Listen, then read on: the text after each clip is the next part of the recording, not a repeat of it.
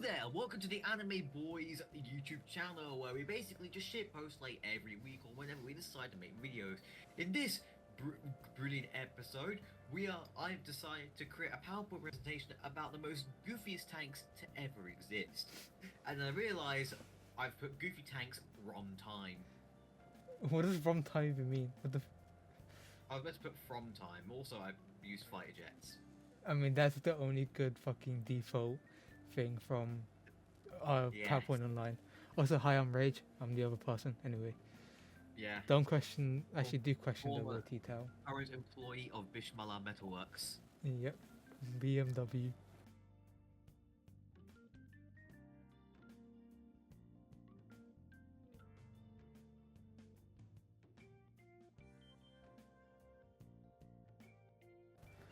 Yeah. Anyways, there are quite.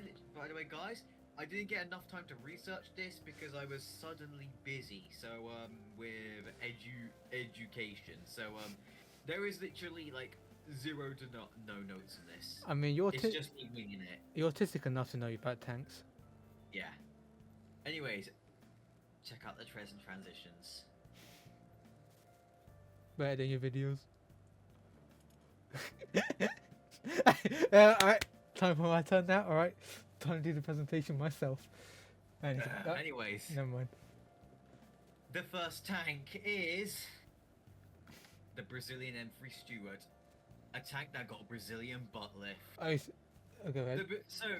During World War II, Brazil and many countries that were allied with America, such as Mexico and a few other nations here and there, all received a bunch of tanks from America. Britain especially, France as well, Canada, they all received a bunch of American tanks, ranging from M3 Lees to Stewarts to Shermans, quite a lot of vehicles. Thing is, many poor countries such as Brazil, Argentina as well, I believe, and a few other nations around that area, they kept a lot of their old World War II gear for a very long time because they simply just couldn't afford to buy new stuff. So, this is where this comes in. The original Stuart had a 37mm gun, 220 horsepower engine, not 22, and between 9.5 and 50mm of armor. The Brazilian modification of this was designed to sort of bring it into the future, I guess you could say, with a 90mm gun, upgraded engine, and even more armor. And apparently the turret is French. I read somewhere about that. To be honest, I'm looking at it, it does look like an AML-90 turret. So basically, this tank got the Brazilian butt lift. You said it was from America. Was it just basically for protection? Or like? Yeah, it was given to them for protection just in case Germany or Japan decided to attack South America. Was it? You said Argentina got them. Wasn't they just housing like half of the bad people, as we say, the German ones? I don't know, man. I don't think Argentina got any, but like there were a lot of nations that that fell under Lend-Lease and stuff like that. Mostly Britain and France, but a lot of nations in World War II ended up getting a bunch of tanks from and equipment from America.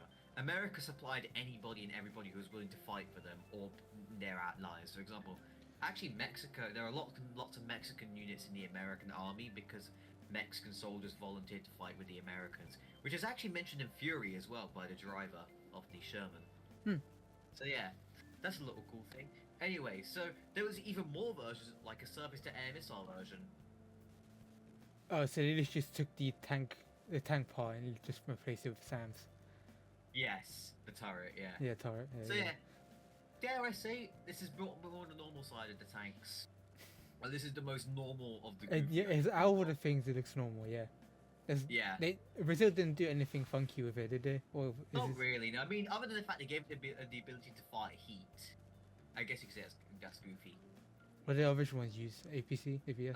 No, it was mostly just heat and whatever the 90mm gun that they had used could fire, which I didn't actually have much time to research. So yeah.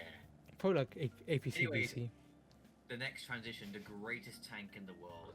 Not APC-BC is the old stuff. Oh, that was out of date by that time. It would maybe Heat FS and maybe APCR/ABFSDS maybe. But anyways, the greatest tank ever made. I had to mention this. Obviously, it's the Bob Semple.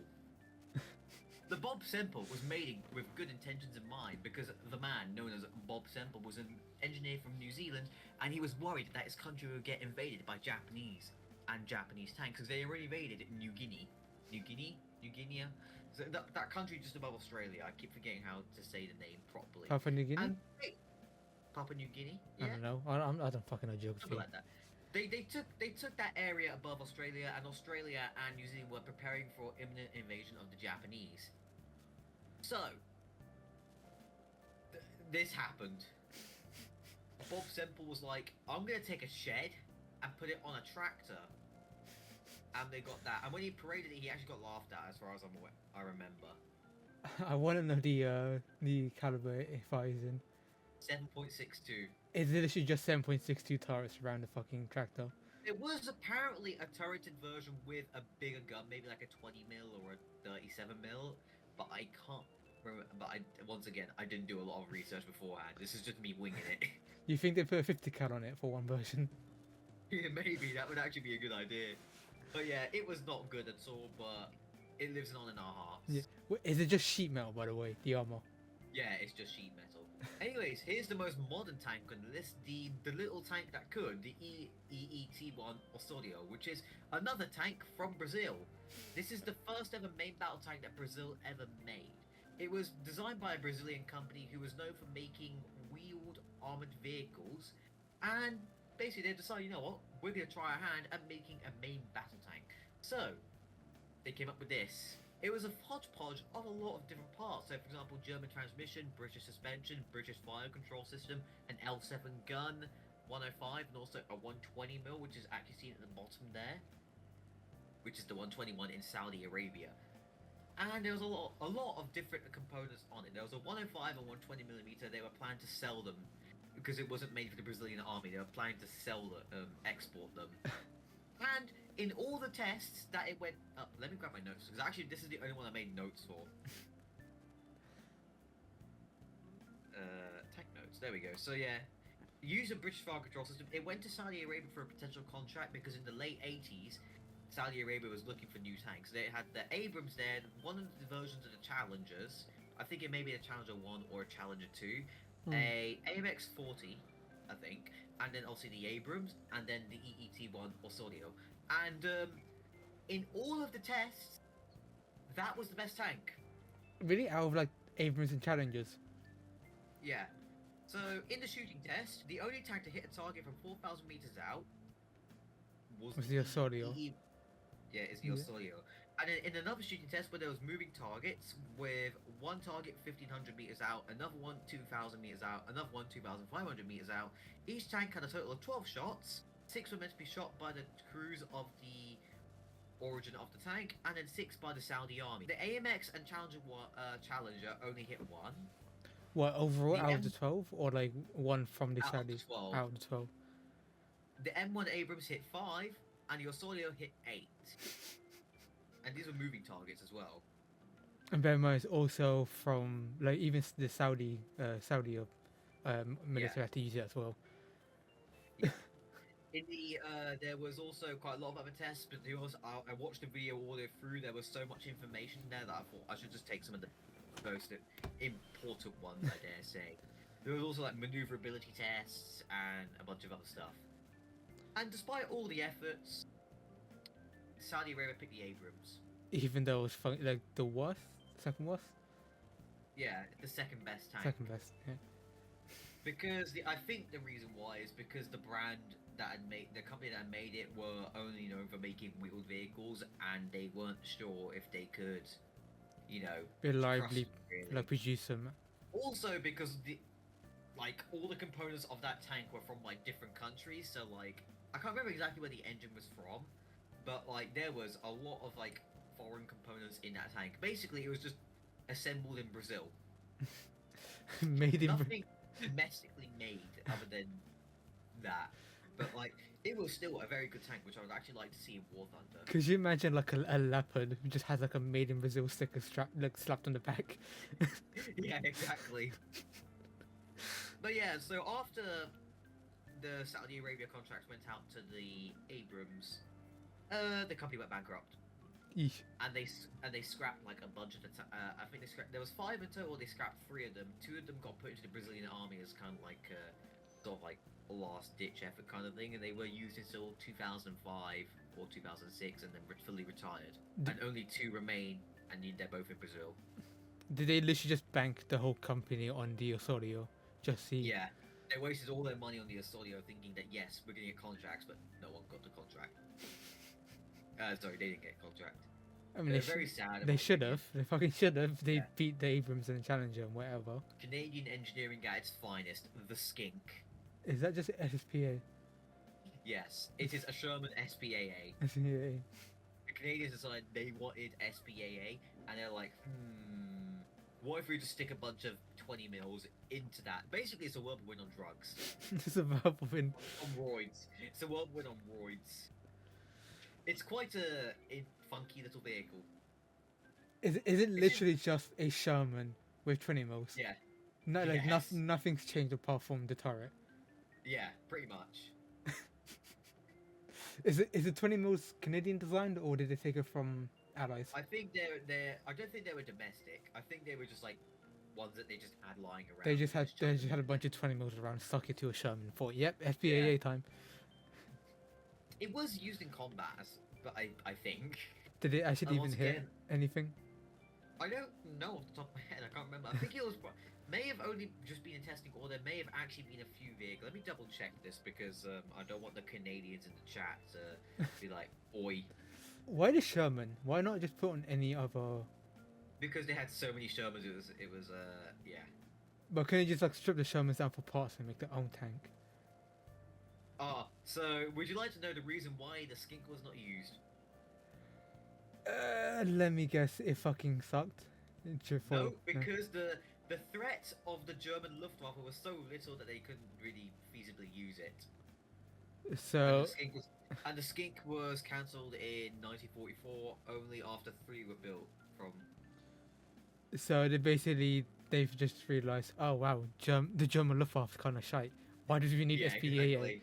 Was that just because? They built an SPAA thinking that yes, the German Air Force would be very, very scary. Turns out the Russians and the Americans just fucking was like Yeah, no. I was gonna say, did the Luftwaffe just get taken down by the Russians, Americans, British? Yeah, pretty much. Oi, please do a J turn, mate. This is the Archer SPG Why does that look like a Dick and Max? because it's an SPG. So this was based off of a Valentine tank, medium tank, and basically they mounted the fucking thing backwards. Wait, what do you mean? But like, so they put the turret head 180 there and basically made that the forward. The gun is pointing backwards on the tank, so when it's driving forwards, the gun is pointing backwards, so they have to turn it around to shoot. Why not just have the gun facing forwards? I do not know. Oh. It's goofy art tank development from the British. Is the armor actually good from the back? Like, No. no. It's an ambush vehicle. It's an SPG. It's meant to be hidden. When you say that, I kind of get it because like the barrel now, like from like the body and the barrel and the turret head included. But think about it though, Doesn't- like they're parked backwards, and then once they see the guns, they can just drive quickly. Well, as quick as a British tank can go. But like, Yeah. And I was thinking like if they bury like the whole body and like foliage, only build the barrel 6 out. yeah. Technically. It's got a 17 pounder, so it was a pretty good tank. But this is when Britain was trying to fit 17 pounders in literally everything. Yep. So like yeah, the Sherman Firefly as well. That one is a crazy story because they had to remove one crew member from the Sherman to fit all the ammo for the 17 pounder, and they realised that the turret could not fit the radio in it, so they cut a hole in the back and stuck the radio out the back, and then realised oh shit, they've got the thing's underpowered. So they took 4 car engines, put them together, and chucked it in there in the Sherman. What was the British fondness for fucking 17 pounder? Was it just because it was new and The powerful? 17 pounder was one of the best guns that the British had at the time that they could mount on a tank feasibly. So they thought, yes, mount on everything. I believe it was a 76 millimeter. What's that? Off the top of my head. You know It's th- quite good ground. You know that French vehicle where it's literally just a bicycle with a little fucking like 50 cal MG on it? That's what I think the British were doing. They just Oh my god, you just reminded me of something now. There's a thing called the Vespa recoilless rifle. yeah. So they took the Vespa and they just strapped a 105 recoilless rifle to it for the paratroopers to use in combat. That's French what- paratroopers. The rest probably just did that with like a Mini Cooper. They put a 17 pound in the Mini Cooper and thought, yep, let's get Mr. Bean. That's good. Anyways, next tank. If NVIDIA quality became a tank, the M3 League Cast Armor Edition. Or as I like to call it, the M3 Curvy. Well, it's French, if I can tell. No, No. it's American. I thought, oh no, oh no, yeah, these things are American. Yeah. So, you know what the M3 League looks like, right? Vaguely, I mean, yes. It's in the background somewhere here on my thing. Oh, it's very, very far out, but it's very square. So, and the problem with having rivets on the tank as well is if it was hit, the rivets go. Doesn't like kill doesn't like ricochet inwards and kill like half the crew members. Yeah. Yeah. That was the problem with it. And that's when the Soviets got the M3 League. That was the problem that they had with it. Mm-hmm. But it was still a good tank. So the solution was, well, at least the idea of this solution was make the hull into cast armor. Just so it can ricochet. Yeah, but the problem is look at all the curviness in that. It just like so many places where a tank round can just go. Boom, Yeah, kill. yeah, because I Obviously, feel like I am only like a pro War Thunder player. I'm not an actual professional tank crew member, so like I only know so much. yeah, with all the curves shit, I'm just like you cut down the armor. It's like, oh wow, we have like a paper thin piece of like armor protecting the gunner and from then death. The reason why this didn't work is because the M3 was really quick to make, and it was a stopgap method, and this was trying to increase the length of a stopgap method, and then also the Sherman happened, which was the original thing, and the Sherman was like infinitely better. So you just cut down on M3s and just made Shermans. Yeah. So yeah, next tank, the Swedish Squish Boy. What does that look? What does that look like the size of a weasel? Oh my god, it does actually. It looks But like yeah, a fucking. so this is, It's a Swedish weasel. Yeah, the hull of it is of like a old Swedish tank from the 30s, maybe the 40s, and the turret is from like a little bit later down the line. It's meant to fire better rounds. It was kind of like another stopgap method. But yeah, like if it's shot from the side, it would probably tip because the gun was quite powerful. So if they shot anything past like a 10-degree angle, left or right, they would just fall over. It would probably tip, yeah. Was it used as ambush or like? It's Swedish, remember, so we never actually got to see Oh. combat. The Swedes are just making stuff for fun. Yeah. See the next tank though. Oh, not this one, but so yeah, the FV4005, the big British shit. This was just like Britain's solution to like anti-tank missiles. They were like, we don't want to invest money in anti-tank guided missiles, so they just thought, let's just take a battleship cannon, put it in there, make it launch HESH. What's HESH stand for? High explosive Squash head, yeah. squash head. So yeah, but yeah, it was too expensive and deemed not really worth it because HDMs were just cheaper than that thing and also less likely to get hit than that thing. There was two versions of this, one with an autoloader and one without. This is the one without. Without the autoload, okay. There is a picture of the autoloader online somewhere, which I realised I probably should have put there, said the two are the same picture, but like, yeah. So, They've so, also recently restored this tank as well at the tank museum, so yeah, it's able to run now. so this did not see any action whatsoever. No, it was a test bed It's a vehicle. test. A lot of goofy vehicles are test bed vehicles, and yeah. Or just testing or prototype or whatever. So what's the turret? Just like, what's the idea of the fucking turret? Because as you said, it's like a battleship thing. Yeah. So did they just carved it? They It's just 183 millimeter tank. so did they just carved it out of the battleship and just stuck it onto the tank? I think that's what happened, or they just made their own one, put it there. But it did actually. That does really look like a battleship cannon. It does, because like, you got the fucking blocky blocky turret, and then you just have Yeah. like a somewhat modernized design of a tank chassis. Yeah, a Centurion hull. Essentially, because Centurion Hull just gave it a fucking okay. Yeah. The Brits are. I mean, I see the Brits are weird, but they literally made a sniper rifle out of a fucking shed. Yeah. So yeah, this is the STRB 103, and it's one of the only few tanks that have Rule 34 artwork about it. As in, the tank being a Rule 34, or like we're talking about like guns and pumps and stuff. No, the tank being Rule 30 forward. How did the tank get Rule 30 forward? It has something called hydropneumatic suspension, means it can move like that. Because it's a tank destroyer made in the 60s. So people are just holding on main and start to fuck the tank. Yeah. So yeah. It's called the Cheese Wedge, nicknamed the Cheese Wedge online because, well, for obvious reasons, all the door stopper, anything sort of like triangular. Yeah, it's So Sweden, like they got the Kungstiga Mhm. or the King Tiger right after World War II ended. They did a bunch of testing. They decided, yes, turrets are bad. Then they made this. Why turret's bad?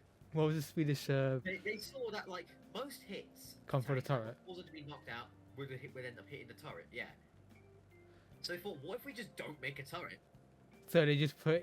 So is it just like fucking anti-tank where they just stuck the barrel towards the hull and Yeah, just it's a made? tank destroyer. it's like- The barrel cannot move Oh, yeah. at all. It has to rely physically on the tank to turn. How To far? aim. How fast can it turn? I don't know. I forgot. But it apparently can turn quite. Oh, is that why And they also- have? Is that why they have like the fucking with suspension just so they can like elevate in the press? Exactly.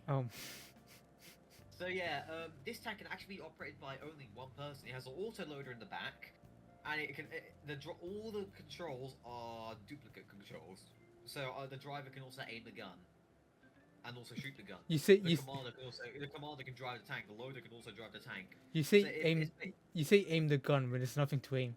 You just move. Yeah, You just they move they the just tank. move the tank and- Yeah, it's quite a fun vehicle to use in War Thunder because like anybody shoots in the front, it just ricochets. Or just straight up. Yeah.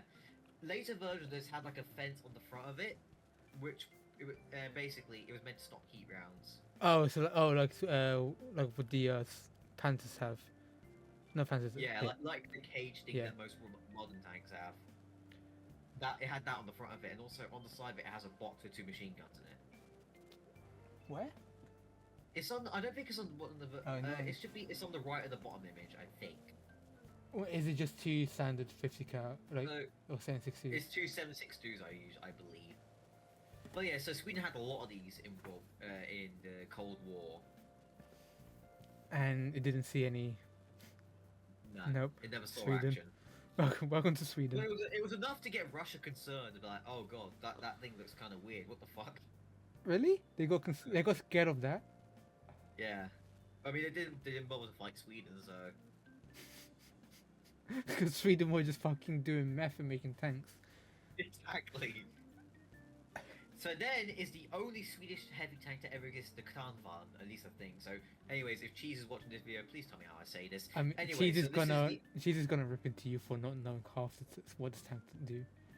Yeah. So this is the only ever Swedish tank apparently ever designed, heavy tank, sorry.